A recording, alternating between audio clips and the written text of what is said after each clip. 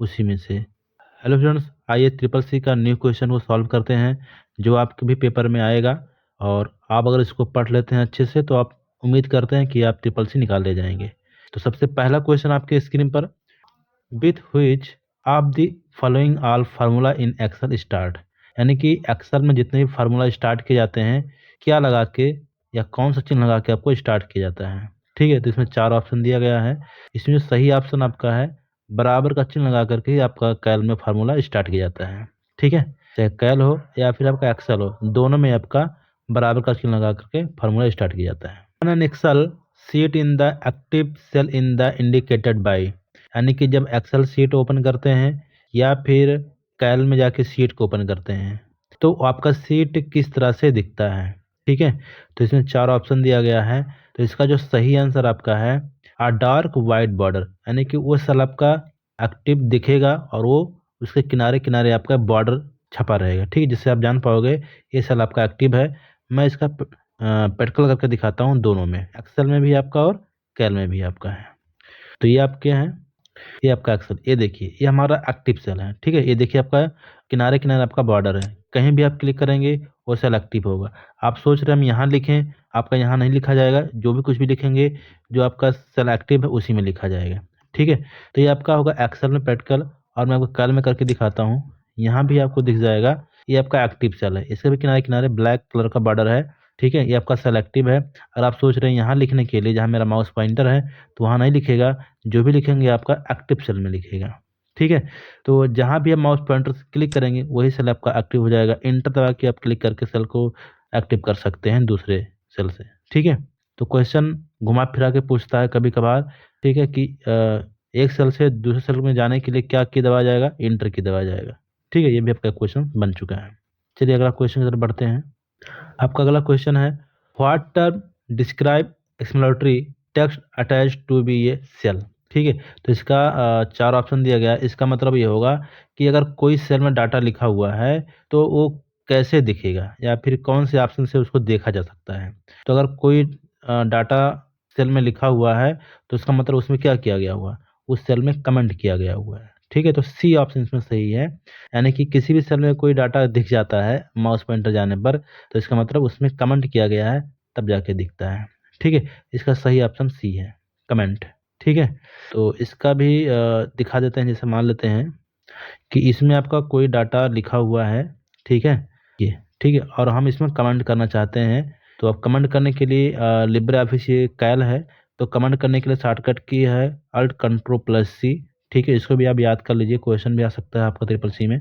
ठीक है, और यहाँ पे आप कमेंट को इंसर्ट करना चाहते हैं, क्लिक करेंगे इंसर्ट मेनू में और यहाँ मिलेगा comment option, alt control C, इस पर क्लिक कर देंगे और यहाँ भी आप जो भी लिखना चाहते हैं इस वर्ड से संबंधित आप यहाँ पर लिख सकते हैं। ठीक है, हमने लिख दिया और बाहर क्लिक, जैसे यहाँ माउस पॉइंटर जाएगा तो ऑटोमेटिक क्या हो जाएगा, वो आपका बॉक्स खुल जाएगा।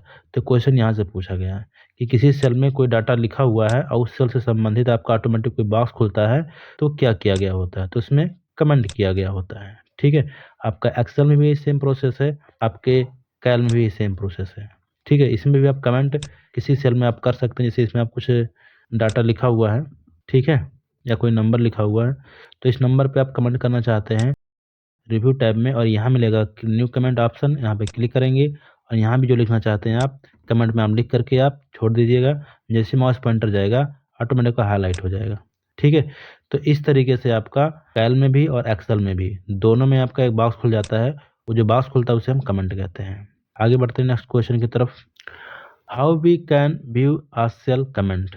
ठीक है, तो हम अपने सेल पे किए गए कमेंट को कैसे देखते हैं। ठीक है, तो हमने अभी तुरंत करके आपको कराया है, तो आप इसमें आप गेस लगाइए आपका सही आंसर क्या हो सकता है।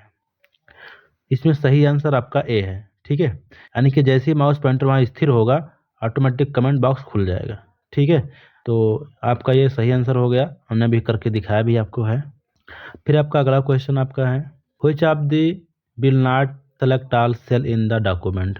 इसमें से कौन सा काम करने पर सेल आपका सेलेक्ट नहीं होगा। ठीक है, तो इसमें 4 ऑप्शन दिया गया है। तो यहाँ पे आपका जो है एडिट मेनू में जा करके सेलेक्ट ऑल पे क्लिक करें तब भी आपका हो जाएगा, कंट्रोल दबाएंगे तब भी आपका हो जाएगा। इसमें तीसरा ऑप्शन नहीं हो पाएगा, अगर राइट क्लिक माउस से 3 बार क्लिक करते हैं तो आपका नहीं होगा, ये आपका सही आंसर है। ठीक है, तो ये काम करने से आपका सेल में कोई डॉक्यूमेंट सेलेक्ट नहीं होगा। अगला क्वेश्चन आपका है, the default style of new data keyboard in the new workbook is. अब यहाँ पे एक क्वेश्चन आपका है, ये बहुत ही इंटरनली क्वेश्चन पूछा गया है कि बाय डिफ़ॉल्ट जब आप कोई चीज़ डाटा लिखते हैं वर्कबुक में, मतलब आपके चाहे कैल का शीट हो, चाहे आपका एक्सेल का शीट हो, ठीक है? तो बाय डिफ़ॉल्ट कौन से फॉर्मेट में होता है? तो इसमें आपके 4 ऑप्शन दिए हैं, ठीक है? तो इसमें आपका जो फॉर्मेट है वो नॉर्मल आपका है। अभी नॉर्मल ऑप्शन कैसे हम जान पाएँगे नॉर्मल ऑप्शन में ही फॉर्मेट में होता है? चलिए मैं इसको करके देखता हूँ। देखिए, ये जो आपका डाटा जितना भी सेल बना हुआ है, ये सब आपके नॉर्मल फॉर्मेट में ही है। अगर यहाँ पे मैं कुछ लिखूँगा, तो आपका अक्षर भी लिख जाएगा, यहाँ भी लिखूँगा तो यहाँ पर नंबर भी लिख जाएगा, ठीक है? यहाँ अगर हम डेट डाल देते हैं 2 ऐसे करके, ठीक है? तो यहाँ आपका डेट भी आ जाएगा। तो इसका मतलब क्या हुआ? ये आपका नॉर्मल में है। अगर हम चाहते हैं कि यहाँ जो नंबर लिखा हुआ है, यहाँ हम नंबर लिखें लेकिन ऑटोमेटिक डेट बन जाए, तो क्या होगा? इसका सेल फॉर्मेट बदलना पड़ेगा, ठीक है? तो हम आप पहले चेक कर लेते हैं कि हमारा जितना भी सेल है वो कौन से फॉर्मेट में है। तो इसको चेक करने के लिए शॉर्टकट की है कंट्रोल दबा के 1 प्रेस करेंगे, ठीक है? तो एक डायलॉग बॉक्स खुलेगा। ये दोनों में आपका सेम प्रोसेस है, एक्सेल में भी है और कैल में भी है, देखिए, ठीक है? ये आपका एक्सेल है, यहाँ पे नॉर्मल का स्थान पर जनरल ऑप्शन देता है, ठीक है? और मैं दिखाता हूँ कैल में, यहाँ पे पूरा सेल लिखा हुआ है, यहाँ भी आप कोई नंबर लिख सकते हैं, नंबर लिख सकता है, डाटा लिखेंगे, अच्छा लिखें तो आपका अच्छा भी लिख सकता है और डेट लिखेंगे डेट भी लिख देगा, ठीक, क्योंकि ये नॉर्मल में है। तो यहाँ पे हम कंट्रोल दबा के 1 प्रेस करते हैं और यहाँ पे आपका बॉक्स खुलेगा। तो यहाँ पे देखेंगे आपका, यहाँ पे आपका नंबर लिखा हुआ है, ठीक है? ये आपका जनरल में भी आपका है, देखिए जनरल हाइलाइट है, ठीक है? तो आप यहाँ नंबर लिख सकते हैं, आप कुछ भी लिख सकते हैं, ठीक है? तो बाय डिफ़ॉल्ट आपका जो है फॉर्मेट जनरल ही होता है, इसमें भी आपका है और एक्सेल में भी आपका ही है। तो जनरल मतलब आप कुछ भी लिख सकते हैं, तो उसको हम नॉर्मल कहते हैं, ठीक है? अगर आप इसके फॉर्मेट को बदल देते हैं, मान लेते हैं कि इसका, मान लेते हैं इतना में एरिया हम सेलेक्ट कर लेते हैं, एच और जे, ठीक है? पूरा यहाँ से लेकर के इतना एरिया मैंने सेलेक्ट कर लिया, एच और आई, ठीक है? और यहाँ के फॉर्मेट को हम बदल देते हैं, कंट्रोल दबा के 1 प्रेस करेंगे और यहाँ पे हम नंबर के बजाय इसको हम डेट में कर दिया और डेट मैंने लॉन्ग दे दिया, ऐसे कोई भी दे दीजिए, ओके कर देंगे, ठीक है? अब यहाँ पे हम कोई नंबर टाइप करते हैं जैसे, ठीक है, इंटर दबा दिया मैंने, तो ऑटोमेटिक डेट बदल गया है। इसको आप थोड़ा बड़ा करेंगे, देखेंगे यहाँ पर, ये देखिए हो गया ना? तो जितना एरिया मैंने सेलेक्ट किया था, अगर आप नंबर टाइप करते हैं तो ऑटोमेटिक क्या हो जाएगा, वो डेट में बदल जाएगा। तो ये आपका एरिया क्या हो गया, नंबर से आपका डेट फॉर्मेट में बदल गया, ठीक है? तो इसका मतलब क्या हुआ कि नॉर्मल फॉर्मेट में ये नहीं है। ऐसे आप एक्सेल में भी सेम प्रोसेस इसमें भी आपका है। अगर आप इतना एरिया आप सेलेक्ट कर लेते हैं, या यहाँ पे दिखाता हूँ, ए से लेकर के डी तक का, ठीक है? सेलेक्ट करके मैंने कंट्रोल दबा के 1 प्रेस किया, इसमें शॉर्टकट की सेम ही है और यहाँ से मैं डेट में कर दिया या फिर करेंसी में कर दीजिए, कोई भी आपको जो पसंद है, ठीक है? आप डेट में मैंने कर दिया और ओके कर दिया मैंने, ओके कर दिया। अब यहाँ पे कोई नंबर हम टाइप करते हैं ऐसे, ठीक है? तो एंटर दबाते हैं तो आपको ऑटोमेटिक यहाँ पर डेट में चेंज हो जाएगा, ठीक है? तो इस तरीके से यहाँ ये एरिया क्या हो गया, डेट फॉर्मेट में बदल गया। तो क्वेश्चन क्या था कि एक्सेल जब बाय डिफ़ॉल्ट खुलता है पहली बार फर्स्ट टाइम, तो उसमें जो नंबर लिखा जाता है, जो अक्षर लिखा जाता है, वो कौन से फॉर्मेट में होता है? तो ये जो नंबर है वो आपका नॉर्मल फॉर्मेट में होता है, जिसको हम जनरल फॉर्मेट कहते हैं। आप इसमें नंबर भी लिख सकते हैं, अक्षर भी लिख सकते हैं, ठीक है? तो ये आपका हो गया क्वेश्चन सॉल्व। नेक्स्ट क्वेश्चन के आगे तरफ बढ़ते हैं हम। अगला क्वेश्चन आपका, इफ यू प्रेस, बीच में आपको भरना है, the cell accept your typing it is content, ठीक है? अब ये कह रहा है कि अगर आप सेल में कोई कंटेंट टाइप करते हैं, कंटेंट का मतलब होगा अक्षर या कोई वाक्यांश या कोई शब्द, ठीक है? कोई कंटेंट आप टाइप करते हैं और टाइप करने के बाद आप क्या दबा करके फिर दूसरे सेल में आप टाइप कर सकते हैं, ठीक है? मतलब उस कंटेंट को कैसे एक्सेप्ट कर लेता है सेल, ठीक है? तो कोई भी आप अक्षर अगर सेल में लिखते हैं तो जैसे आप इंटर दबाएँगे तो आपका ऑटोमेटिक दूसरे सेल में आप चले जाएँगे, ठीक है? तो इंटर दबा करके हम क्या कर सकते हैं, दूसरे सेल में जा सकते हैं। यहाँ पे आपका टैब बटन भी दिया हुआ है, टैब बटन दबा के भी जा सकते हैं, लेकिन टैब बटन दबाने से क्या होगा, ये आपका दाहिने साइड जाएगा, ठीक है? लेकिन यहाँ पर सही आंसर जो आपका है, वो आपका इंटर होगा, ठीक है? क्योंकि एक्सेप्ट का यहाँ होते हैं, ठीक है? इसका मतलब ये देखिए, यहाँ पर जैसे मैंने यहाँ पर अक्षर लिख दिया या नंबर लिख दिया, ठीक है? तो इसको एक्सेप्ट कैसे करा, जैसे मैं एंटर दबा दिया तो ये एक्सेप्ट करके दूसरे सेल में आ गया। आप कोई नंबर टाइप या अच्छा टाइप करके टैब दबा के भी जा सकते हैं, ऐसी बात नहीं है, लेकिन ये जो आपका टैब है वो आपका दाएं साइड में जाएगा और इंटर जो है नीचे साइड में आएगा दूसरा डाटा भरने के लिए, ठीक है। और नेक्स्ट क्वेश्चन की तरफ आगे बढ़ते हैं हम। Which of the following keyboard shortcut can be used for creating chart from the selected cell? इसमें से कौन सा शॉर्टकट की का प्रयोग करके हम चार्ट को निकाल सकते हैं या चार्ट को सेल में सेट कर सकते हैं, ठीक है। तो इसमें 4 ऑप्शन दिया गया है, तो 4 में से इसमें आपका जो है सही आंसर आपका ए है, F11। F11 दबा करके आप तुरंत एक चार्ट आप तैयार कर सकते हैं, ठीक है। ये आपका एक्सेल का क्वेश्चन है, ठीक है। कल में आप नहीं कर सकते इसको, ठीक है। चलिए देखते हैं, यहाँ पर करके देख लेता हूँ। ये देखिए यहाँ पर आपका ये आपका खुला हुआ एक्सेल में हम क्लिक करते हैं, यहाँ F11 प्रेस करते हैं तो आपका ऑटोमेटिक एक चार्ट आ जाता है, ठीक है। देखिए खुल गया आपका चार्ट, ठीक है, ये आपका चार्ट खुल गया। तो इस तरीके से F11 की दबा करके आप चार्ट को आप निकाल सकते हैं ऑटोमेटिक, ठीक है। और यहाँ से हम कट कर देते हैं चार्ट को, do not save. Next question तक बढ़ते हैं। A value use in the formula that, constant आप समझते ही होंगे, मैथ के स्टूडेंट होंगे तो। Formula palette is use to, formula plate का क्या यूज है, तो यहाँ पे 4 ऑप्शन दिया गया है। तो जो फार्मूला प्लेट कहाँ पर होता है मैं पहले इसको दिखा देता हूँ। फार्मूला प्लेट आपका यही है, ये देखिए, जिसको हम फार्मूला बार भी कहते हैं, फार्मूला बार भी कह सकते हैं आप, फार्मूला प्लेट भी कह सकते हैं। जहाँ पर फार्मूला लगाया जाता है उसको हम फार्मूला बार कहते हैं। यही आपका हो गया। कैल में एक्सेल में देखना चाहते हैं, एक्सेल में भी आपका ये फार्मूला बार है, ठीक है। ये आपका जो है ये फार्मूला बार है, यहाँ भी आपका इसको हम फार्मूला चैट प्लेट भी कहते हैं, ठीक है, फार्मूला प्लेट या फार्मूला बार कहते हैं। तो इसमें आप क्या कर सकते हैं, तो इसमें आपको 4 ऑप्शन दिया गया है, तो 4 ऑप्शन में से आपका गेस लगाया क्या हो सकता है, तो आपने गेस लगाया होगा, सही गेस लगाया होगा। इसमें आपका सही ऑप्शन आपका बी है, ठीक है। उसमें हम फार्मूला बना भी सकते हैं, फार्मूला को आप बदल भी सकते हैं, परिवर्तन भी कर सकते हैं उसमें, ठीक है। तो इसमें सही आंसर आपका बी है। इस स्प्रेडशीट कंटेंट्स, ठीक है, स्प्रेडशीट कंटेंट क्या है, यहाँ पे आपके 4 ऑप्शन दिए हैं, ठीक है। तो यहाँ पे स्प्रेडशीट कंटेंट्स का मतलब क्या हुआ कि स्प्रेडशीट बना होता है, किससे मिलकर बना होता है, ठीक है। तो स्प्रेडशीट जो आपका है रो और कॉलम से मिलकर बना होता है। सही आंसर आपका सी है। To open an existing workbook click open button on the tool bar. कह रहा है कि जो आपका पहले से कोई काम करके सेव है, एक्सेल की बुक हो या आपका कैल की कोई फाइल हो, ठीक है, तो उसको आप ओपन करके लाना चाहते हैं टूल बार से, तो कौन से टूल बार से आप ओपन करके लाना चाहते हैं ये आपको बताना है। तो 4 ऑप्शन दिया गया है। तो अगर कोई फाइल पहले से बना के सेव है एक्सेल की और इसको ओपन करना चाहते हैं तो उसके लिए आपको स्टैंडर्ड टूल बार में जा करके क्लिक करके ला सकते हैं, ठीक है। वहाँ पे आपको ऑप्शन में which among following is associate with Excel, ठीक है। तो इसमें जो आपका क्वेश्चन आपका एक्सेल से है कि इसमें कौन सा एक्सेल से संबंधित है, ठीक है। तो चाहे आपका कैल हो चाहे आपका एक्सेल हो, दोनों के लिए आपका क्वेश्चन है, ठीक है। तो ये आपका जो सही आंसर आपका है बी है, स्प्रेडशीट, यानी कि एक्सेल के पेज को हम स्प्रेडशीट कहते हैं या कैल के पेज को भी हम स्प्रेडशीट ही कहते हैं, ठीक है। तो इसमें सही आंसर आपका बी होगा। ग्राफिक डिज़ाइन, ग्राफिक्स प्रोग्राम नहीं हो सकता, माइक्रोसॉफ्ट ऑफिस तो इसका पिता है, ठीक है। तो ये कोई संबंध उससे नहीं है, बट ये उससे है एक्सेल, ठीक है। तो इसमें आपका जो सही आंसर आपका स्प्रेडशीट है।